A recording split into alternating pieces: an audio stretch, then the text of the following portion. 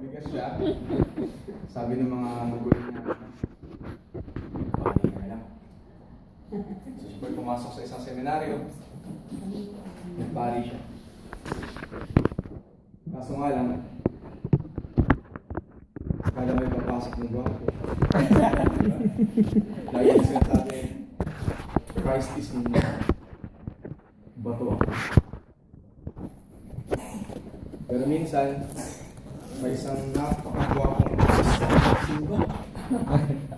Sabi niya ulit, Christ is in me. Bapo. Ano ba?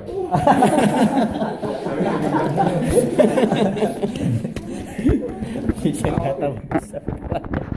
marami mga pagkakataon sa buhay natin, kailangan natin ito pakatatag bilang bato. Diba?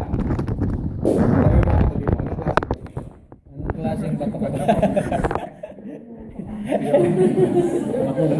Anong klaseng bato ka? Anong klaseng bato ka ba? Diba? Ikaw anong klaseng bato ka? Huwag mo namang sabihin, gusto mo malaman bato ito. Huwag sabihin, okay mga kapatid. Anong klaseng bato ba tayo lahat?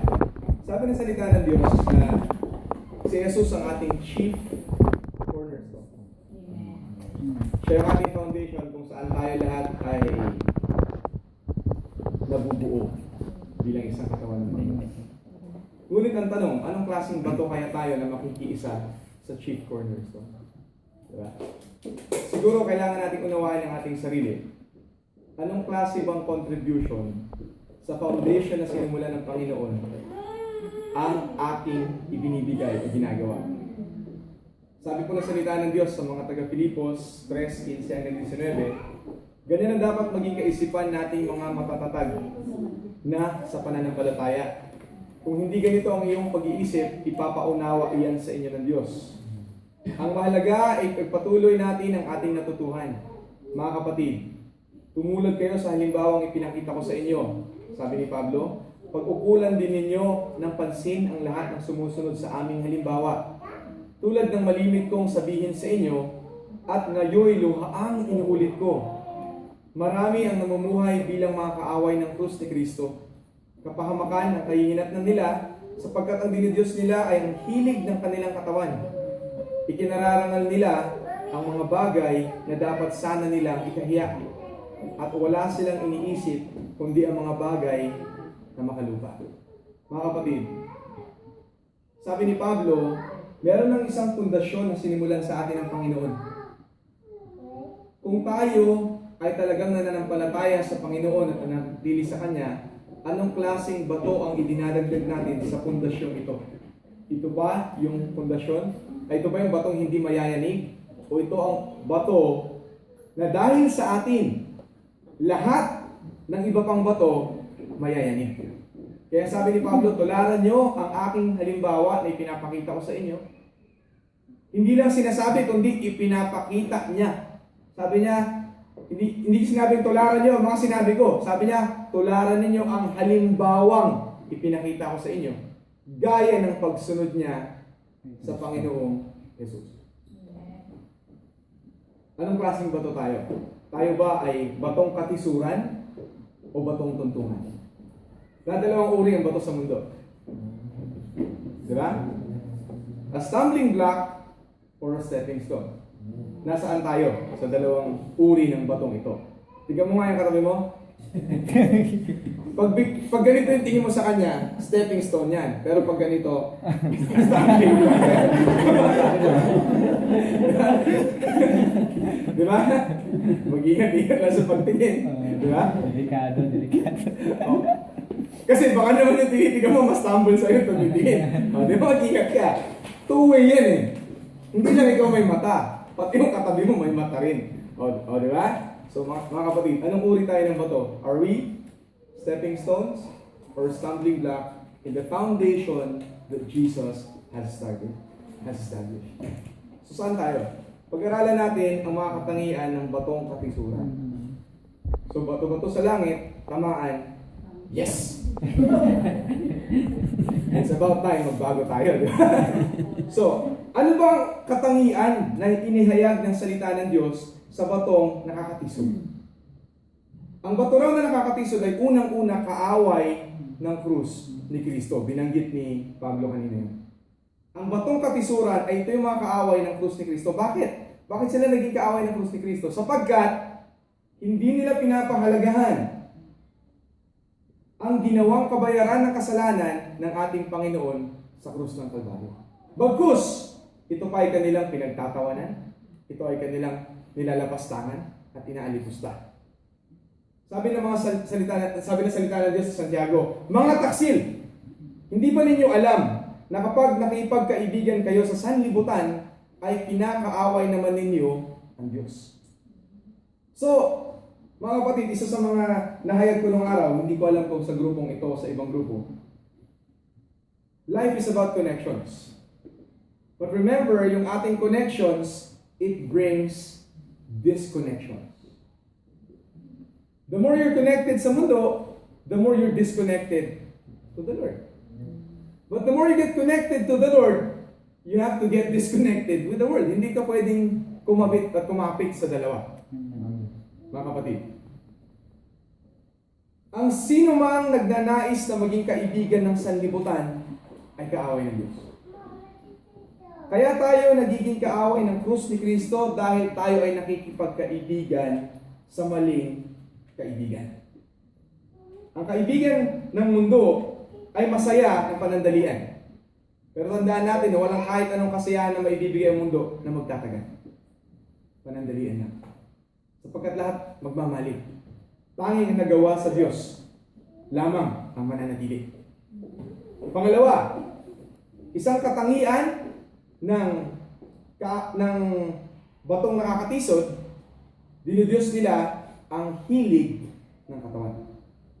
Hindi ba pagtalamak na ang pagkakasala ng isang tao, iba na ang tingin ng mga taong may katinuan pa. Diba? Pero yung mga katulad nila, birds of the same feathers are birds. Diba? Pare-pareho sila. Diba? They flock together. Kasi nga birds sila, diba? Okay, mga kapatid. So, ang dinidiyos nila, ang hilig ng katawan nila, samantalang sinabi ng Panginoon, kung nais mong magpuri sa akin, ialay mo ng buong buo ang iyong katawan bilang buhay na handog. So habang dinodiyos natin ang hilig ng ating katawan, nawawalan ng puwang sa atin ang tunay at dakila at nag-iisang Diyos. Kaya nga dapat panalangin natin, hindi lang more of you and less of me, hindi lang dapat ganun. All of you and none of me. Yun dapat yung talagang true desire na magpasakop sa Panginoon. Bakit? Ipinahayag ni Pablo yun. Same person nagsabi at nagpakita ng halimbawa, ipinahayag niya, sabi niya, ako ngayon ay naipako na sa krus katulad ni Kristo Jesus. At hindi na ako namumuhay. Siya na namatay para sa akin ang nabubuhay sa akin. Sabi ng salita nito sa unang 1, huwag ninyong ibigin ang sanlibutan o mga bagay na nasa sanlibutan. Ang umiibig sa sanlibutan ay hindi umiibig sa Ama. Ang lahat ng nasa sanlibutan, ang masasamang nasa ng laman, ang nasa ng mga mata, at ang pagmamalaki sa mundong ito ay hindi nagmula sa Ama, kundi sa sanlibutan. Ang napakalaking problema ng tao, humiling sila sa Panginoon, ipinagkaloob ng Panginoon. Ngunit ang naging Panginoon na ay ang kaloob ng Panginoon, hindi na ang Panginoon. Kaya nga sinabi ng salita ng Diyos sa Lumang Tipan, pinaalalahanan niya ang Israel, huwag mong iisipin na nakuha mo ang lahat yan dahil sa iyong sariling kakayahan. Huwag mong kalilimutan na merong Diyos na may lalang sa iyo at nagbigay sa iyo ng lahat ng bagay na yan. Ang nakakalungkot sa atin ay napakasarap hilingan ng ating Panginoon. Napakasarap. Pero gayon din napakadali ng ating paglimot sa Diyos na nagbibigay sa atin ng lahat-lahat. Kaya ang ating ginagawang Panginoon ay yung kakontentuhan na nararanasan natin, yung panandali ang kasiyahan na nararanasan natin sa pamamagitan ng mga bagay na nilalang din niya upang tugunan ang ating pangailangan. Pangatlo, sabi din ni Pablo, walang iniisip kundi ang mga bagay na makalupa Di ba? Wala nang inisip kundi yung lupa ko sa Davao. Nalupa Imbis sa na. bahay. Imbis na nagsisimba, ay wala akong time dyan. Dito na lang ako sa aking garden. Naglulupa pa rin siya, di ba? Mga kapatid, isipin natin. Hindi na makalupa.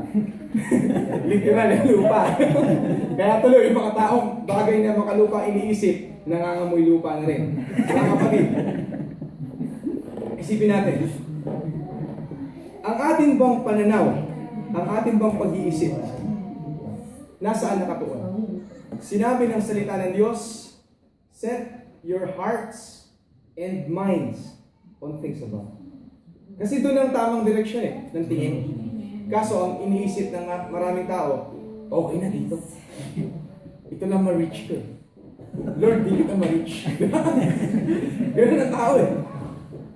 Kasi, ang pananaw ng tao, what they see, what is tangible, that is what satisfies. Pero ang tanong, nasatisfy ka ba talaga? Bakit gayon na lang ang buhay na maaga kang babangon, napaka late na pag humimlay ka, hindi ka pa rin kontento. Naghahanap ka pa rin. Nagtatanong ka pa rin. Bakit kulang?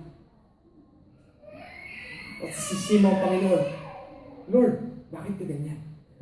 Nakala ko ba mahal mo ako? Buti hindi ka sinasagot ng Diyos, ano? Oo, mahal kita. Eh ako, mahal mo ba? Nakakatakot pa pag ang Diyos ang nagsalita, di ba? Oo, mahal kita. Di ba? Tapos biglang bubukan langit, di ba? Mga kapatid. Oo nga, mahal tayo ng Diyos. Ang tanong, mahal ba natin ang Diyos? Bago pa tayo nagdesisyon, kasama natin ang Diyos. Inuna ba natin ang Panginoon? Tinanong ba natin ang Panginoon kung kalooban niya nagaganap sa ating buhay? Napakamasyadong makalupa ng ating pananaw.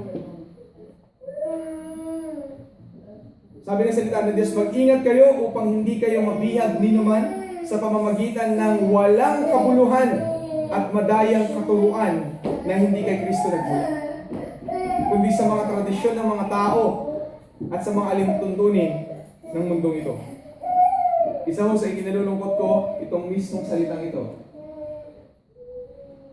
Sapagkat dito sa atin, sa Mokpo, hindi na sa Mokpo, sa kabuuan ng Korea, napakaraming tradisyon maging sa simbahan. Maraming rules and regulations maging sa simbahan. Naging politika ng simbahan. Nasaan ang katuwiran? Nasaan ang katotohanan ng salita ng Diyos? Nung araw, maghayag ka ng salita ng Diyos. Pag yung tao na ng palataya, pwede mong bautismohan. Ngayon hindi, kailangan mong maging member, kailangan mong umattend ng series of Bible studies, kailangan mong tapusin yung programa bago ka ma-qualify sa langit. Diba? Para bagang may membership sa langit. Hindi ba sinabi ng Diyos sa kanyang salita mismo? Na gayon na lamang ang pag-ibig ng Diyos sa atin na pinagkaloob niya ang kanyang bugtong na anak upang mamatay para sa atin. Na kung sino man ang manampalataya, maniwala, yun ang sabi ng salita ng Diyos, ay magkakaroon ng buhay na walang hanggan. Ganun kasimple sabi ng salita ng Diyos. Walang membership, walang qualification. Maniwala ka lang. Pero sa atin, dahil sa tradisyon, imbis na ma-bless ang tao, di ba? Imbis na malit ang tao sa pagkakakilanlan sa Diyos, natitisod. Kasi ang dami pa na requirement sa langit. Diba? Hindi ako pwede dyan. Kasi ang dami kong kasalanan eh. Diba? Ang dami kong kasinungalingan sa buhay ko eh. Ang dami kong nagawang pagkakamali. Kapatid, nasaan na yung sanabi ng salita ng Diyos na tayo ang asin, tayo ang ilaw, tayo ang ambassador, yung tagabuhat ng mensahe ng Diyos. Diba? Yung catalyst ng Panginoon. Nasaan na? Kung gayong natitisod ang ating mga pinagpapahayagan ng kanyang salita. Akala natin ang katisuran ay kasalanan lang, hindi. Ang katisuran ay ang mga tradisyon ng mga tao at mga alintuntunin ng mundo ito. Kasali sa tradisyon yan, mga kapatid, ay tradisyon ng makamundong pananaw ng iglesia o katawan ng ating Panginoon. Sino bang sinabihan ni Pablo na pakaingatan natin? yung mga mangangaral. Tayo na nangangaral. Tayo na may mga buhat na katuruan. Tayo minsan ang nagbibigay ng napakaraming requirements sa tao bago mabago ang kanyang buhay. Formula ng pagkakaroon ng pagiging disciple.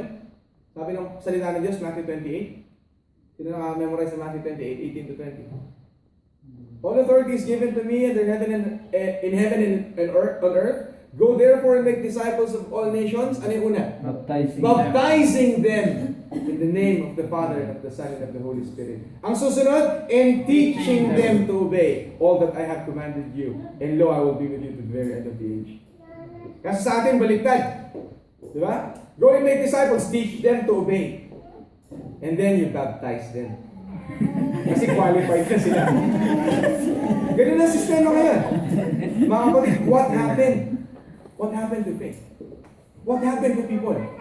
Kaya nga, sometimes instead of being a stepping stone for people to believe in faith, to live in faith, naging stumbling block. Kasi, di ba? Yung Ethiopian eunuch, sino nakabasa na sa Acts? Merong Ethiopian eunuch na binabasa niya ang pahayag ng Panginoon sa lumang tipan. Hindi niya naunawaan. Si Philip, naglalakad, narinig niya. So siya pumunta sa Ethiopian eunuch, sabi niya, naunawaan mo ba yung binabasa mo? Hindi, paano ko mauunawaan? Maliban na lamang kung may magpapaunawa sa akin. So ipinaliwanag ni Philip. Anong ginawa nila pagkatapos? Pinahinto ng eunuch yung kanyang pagbiyahe at siya po ay bumaba at nagpabautismo kay Philip. Pagkatapos nun, wala na silang connection. Hindi na sila nagkita ulit. Sapagkat tinangay si Philip, dinala siya sa ibang lugar. Nabautismo ng tao. Naniniwala ako na lumago yun. Hindi isusulat sa salita ng Diyos yun kung hindi lumago yung tao. So tingnan natin. Kailangan muna nating magpasakop sa kalooban ng Diyos. Merong ilang years of silence sa buhay ni Jesus. Matapos ang patotoo na sinabi ng salita ng Diyos na si Jesus ay he grew in wisdom and stature. Tapos nung tahimik na. Ang sumunod nun yung pagbabalik niya. Di ba? Nung pagbabalik niya, ano nangyari? Nagpabautismo si Jesus. Bago niya ginawa lahat ng miracles, bago siya nakaaral ng lahat-lahat, nagpabaptize si Jesus. So mga kapatid, maraming tradisyon ngayon sa atin na pumipigil sa napakaraming tao upang magkaroon ng paglago sa pagkakakilanlan sa Panginoon. They're looking at requirements like, halimbawa yung baptism nga, as a goal. Actually, it's not a goal. It's not a goal that you have to pursue. Gagawin ko lahat ito. Mag-aaral ako para mabaptize. It's a wrong formula. Because baptism is a manifestation of the faith that you have in you. You do it, gaya na sinabi ni Jesus, sabi nga ni John sa kanya, dapat hindi kita ipabaptize kasi hindi ako karapat dapat. Ano sabi ni Jesus? Hindi ikaw mahalaga dito. Ang mahalaga, mabaptize ako para kalooban ng Diyos maganap sa buhay ko. So kahit ikaw o kahit sino pa, hindi mahalaga ang tao. Kailangan mangyari sa buhay ko. Dahil ito ang kalooban ng Panginoon. So hindi mahalaga kahit sino. So ang punto natin dito, huwag tayong magpabihag. Isang halimbawa lang po yung baptism, pasensya na yun yung naging topic. Marami pong bagay na nakakatisod minsan sa simbahan mismo kasi nga napakaraming requirements sa bagay-bagay. Di ba? Ang kailangan natin pakaingatan yung mga tradisyon ng tao na ginagamit natin sa ating pananampalataya. Yan po ang sisira sa atin. Wala ho sa salita ng Diyos yan. Meron man sa salita ng Diyos yan, ang sabi ng salita ng Diyos, mag-ingat kayo sa mga yan. Palaisipan. Ang batong katisuran, yung tinatawag nating stumbling block, sapagkat ito ay mababa, nasa lupa po yun. Diba? Walang ibang minimithi, kundi hilain din pababa ang mga nakapaligid sa kanya. Tandaan natin, ang stumbling block, ganito yan. Nasa lupa yan, dahil ikaw mas mataas sa kanya, idadapa ka niya. Para pare-pareho na kayong nasa baba. Sabi ni Kuya Romel nung araw, damay-damay. Right? Mga kapatid, hindi ba nakakalungkot na ang tingin sa atin ng ating kapaligiran ay stumbling block? Parang pangit, no? Dahil sa akin natisod si kapatid. Dahil sa akin natisod ang isang pamilya. Dahil sa akin natisod ang isang iglesia, ang isang katawan. Nakakalungkot isipin. Anong uring bato tayo? Sabi ni Pablo, ang pundasyon ay si Jesus. Tayo ay kumakapit at nakikiisa sa Kanya. Anong uri ng bato tayo sumasama sa chief cornerstone, foundation, na si Jesus? Diba? Tandaan natin kapatid, kung ang isang structure, merong isang weak link, maaaring dahil sa weak link na yan, bubuo ang buong structure. Hahayaan mo ba? Ngayong alam mo na ang iyong pagkatawag, ang iyong papel, ang iyong responsibilidad, obligasyon bilang anak ng Diyos. Hahayaan mo ba na dahil sa iyo, matitisod ang mga nasa paligid mo? Sabi ng salita ng Diyos, mawawala ang sanlibutan at ang lahat ng kinahuhumalingan nito. Ngunit ang sumusunod sa kalooban ng Diyos ay mabubuhay magpakailan. Lahat ng bagay sa mundo mawawala. Pero pag tayo sumunod sa kalooban ng Panginoon, tayo lang mananatili. Salamat sa Panginoon na somehow may mga naging stepping stone tayo at nakakilala tayo sa Panginoon. Tayo naman ngayon ang may choice, maging stepping stone o maging stumbling block. Sabi ng salita ng Diyos sa Mateo 18, sabi mismo ni Jesus, mas mabuti pa ang isang tao ang siya'y bitinan sa liig ng malaking gilingang bato at ihulog sa kailaliman ng dagat kaysa siya'y maging sanhi ng pagkakasala ng isa sa maliliit na ito na mananampalataya sa akin. Mga kapatid, sa pahayag ni Jesus, nung panahon nila Jesus, merong dalawang uri ng gilingang bato. Alam niyo yung parang mortar and pestle? May dalawang uri niyan. Isang household na gilingan at yung pangmalakihang gilingan na pinapaikot ng maraming tao o hinihila ng mga kahit anong hayop, minsan cattle, minsan donkey, minsan kabayo. So ganun yung uri ng gilingang bato. Ang sinasabi ni Jesus dito, yung Greek word na ginamit ay yung malaking gilingang bato. Isabit mo daw sa liig mo at babagsak ka sa karagatan, maigi na yon. Kaahabagan ka pa ng Diyos kaysa yung ikaw ay maging batong katisuran sa iyong kapwa. Yun ang pangaral ni Jesus. Kahabag-habag ang daigdig sa dami ng mga tuksong nagiging sanhi ng pagkakasala. Sabi ng salita ng Diyos, kahabag-habag ang mundo dahil sa mga tukso na nagiging sanhi ng pagkakasala. Ang nakakalungkot niyan, minsan tayo ang tukso. Tayo ang katisuran ng ating kapwa. Nariyan ang pisikal na tukso, ginagamit ng kaaway para bulagin tayo. Pero nakakalungkot yan pag tayo mismo nagdesisyon na maging tukso sa ating kapwa. Hindi nga maiiwasan ang pagdating ng tukso, ngunit kakilakilabot ang sasapitin ng taong pinanggagalingan. Hindi ko po kayo tinatakot. Sabi ko, ba ako nagsimba ngayon? Ano ba itong sinasabi ng tao ito? Mga kapatid, hindi po ito pananakot. Inahayag po natin ang katotohanan ng Diyos upang sa gayon, manalamin tayo, makita natin ang ating pagkakamali at baguhin tayo ng Panginoon. Kung tayo ay magpapasako sa kanyang kalooban. Bakit? Kaya hinayag ito ni Jesus. Ang pinahayagan ni Jesus ng mga ito ay mga tao. May pagkakasala, may pagkakamali, pinagmulan lahat ng tukso. Kaya niya ito hinahayag sa kanila dahil sinasabi niya na hindi pa huli ang lahat. Merong Panginoon na umiibig sa inyo. Panahon na para ibigin niyo rin siya. Amen. Pag-aralan naman po natin ang katangian ng batong tuntungan, yung stepping stone na tinatawag. Una, sumusunod sa yapak ni Kristo. Ang sumusunod po sa yapak, hindi kailanman nangunguna. Okay? Si Jesus ang destination.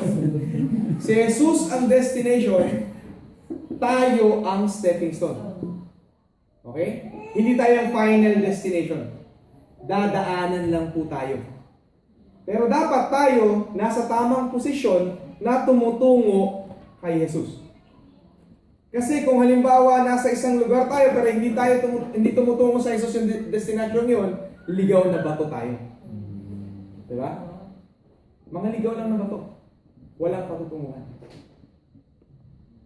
Sabi ng salita ni Diyos, sundan ninyo ako gaya ng pagsunod ko.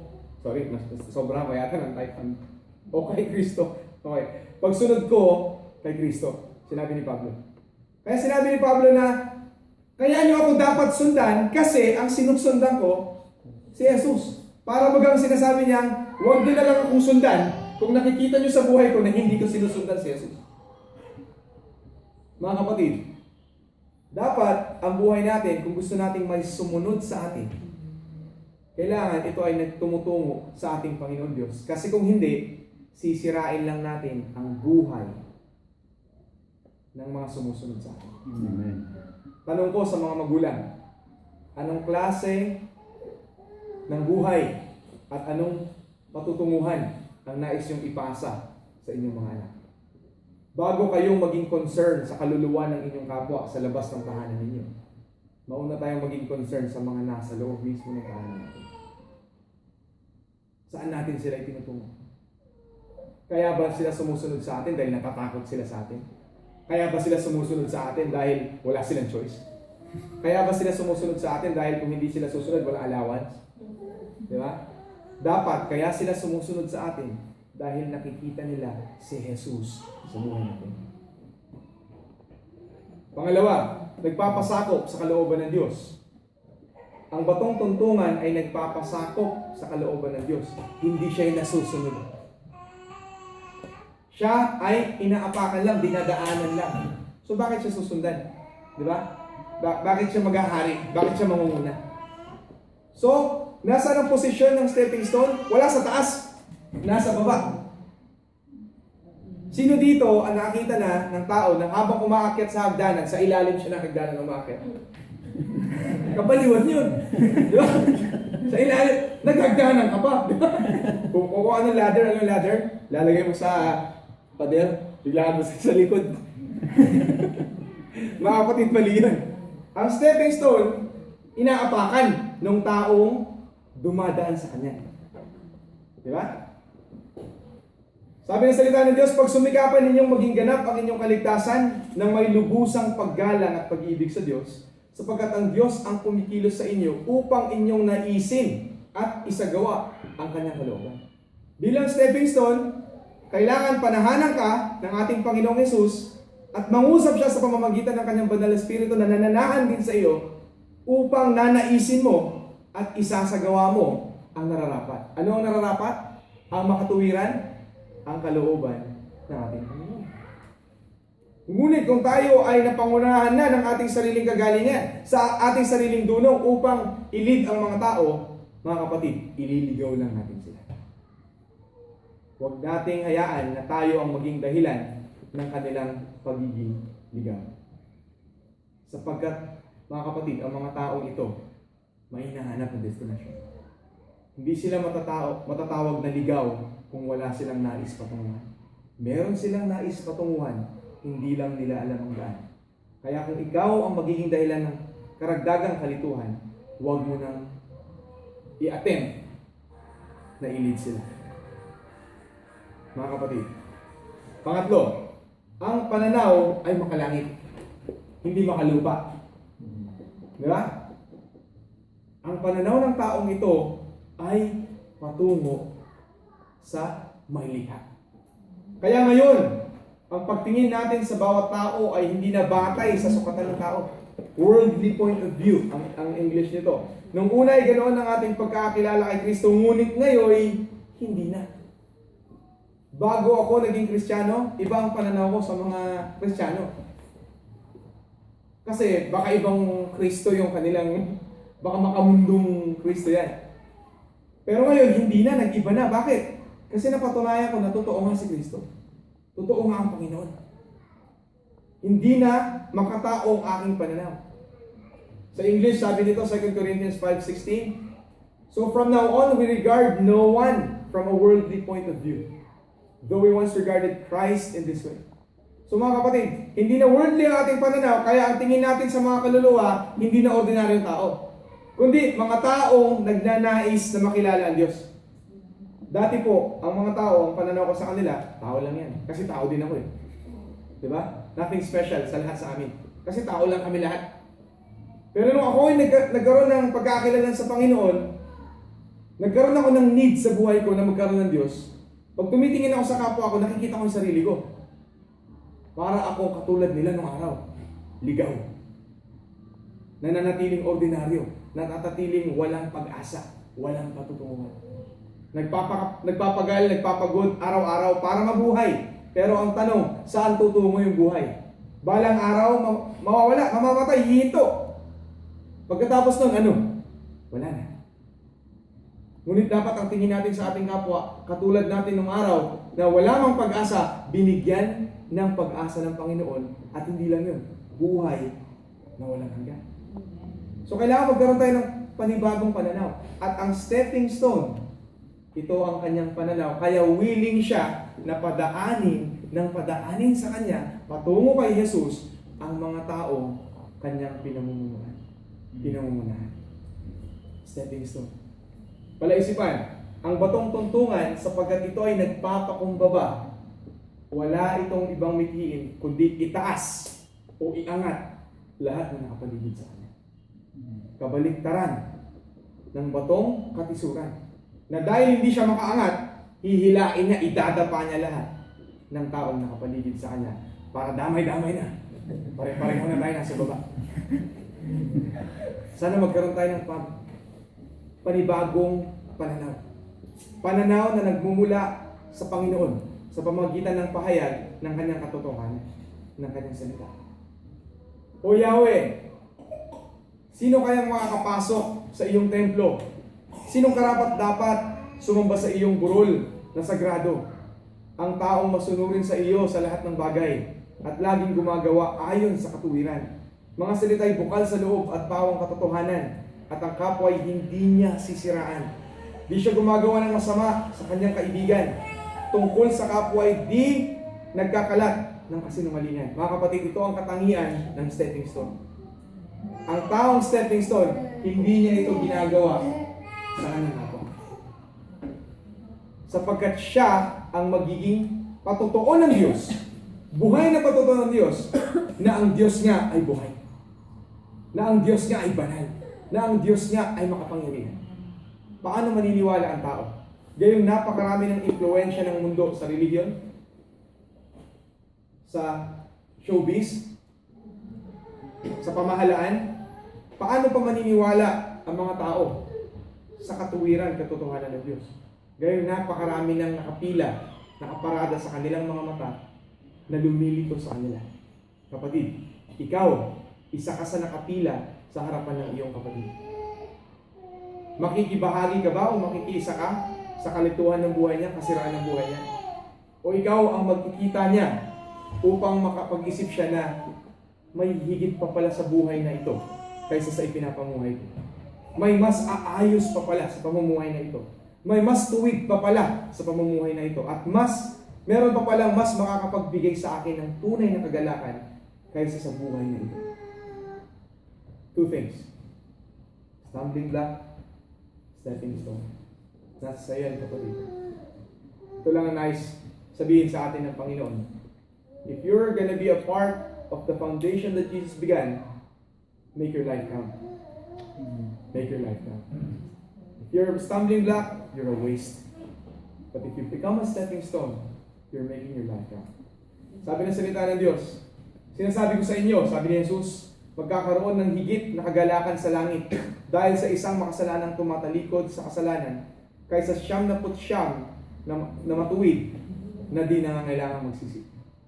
Tayo, mga kapatid, ang makakagawa ng malaking pagdiriwang sa langit. Amen. Sa pamamagitan ng ating pagiging stepping stone sa ating kapwa, tayo ang makakagawa ng pinakamalaking pagdiriwang sa langit. Dito sa buhay natin, physical na buhay natin, maraming pagdiriwang ginagawa natin. Celebrate ng birthday, celebrate ng New Year, celebrate ng Pasko, celebrate ng Sabado. Bakit? Kasi Sabado lang. Di ba? Celebrate. Di ba? Sabado nights. Mga ganyan, di ba? Pero kapatid, lahat ng mga bagay na yan mawawala. Pero yung inilid mo ang iyong kapwa sa Panginoon, ang celebration sa langit, hindi magmamali.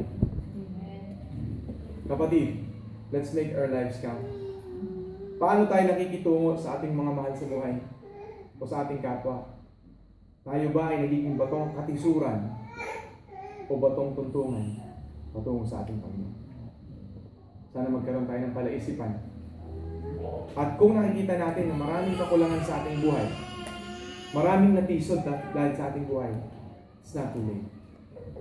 Our gracious God, our merciful God, handang pakinggan ang ating panalangin, handang baguhin tayo, handang gamitin tayo, para mula tayo sa katisuran, gagawin niya tayo tuntunin. Tayo po lahat ay tumayo tayo manalangin.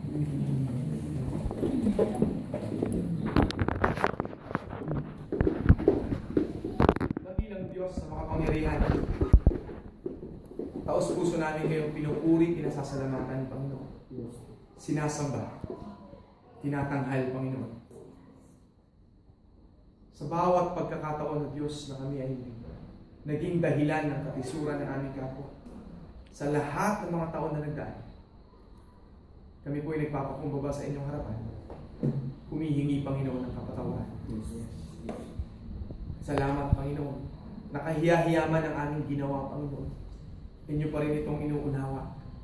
Inyo pa rin itong pinapatawad, Panginoon. At sinasabihan kami hindi pa huli ang lahat. Salamat, Panginoon, na handa kayo iabot ang inyong kamay at kami ay sagipin, Panginoon. Baguhin, pagharian, at gamitin, Panginoon, para tuntungang bato ng lahat na nasa paligid namin, Diyos. Ang inaantay niyo lang sa amin ay ang aming pagpapakumbaba, pagpapasakop, Panginoon. Naway ang bawat isa na nakapakinig ng mensahe nito, kasali po ako, Panginoon. Naway kami magpakumbaba sa inyong harapan, magpasakop sa inyo, magsisi at talikuran lahat ng aming kasalanan, Panginoon, at gamitin ang aming buhay upang makapagtungo ng marami, una sa aming mga pamilya at sa lahat ng nakapagligid sa amin, Panginoon. Maitungo namin sila sa inyo. Manguna po kayo sa aming buhay, O Diyos, at naway ipamuhay namin ang dakilang pag-ibig na inalay mo sa amin. Salamat, Panginoon, sa pag-asa. Salamat, Panginoon, sa pagbabago ng aming buhay. Kami po'y nananampalataya. Kayo po ang aming Panginoon na napagligtas. Maghari po kayo sa aming buhay. Sa pangalan ni Jesus.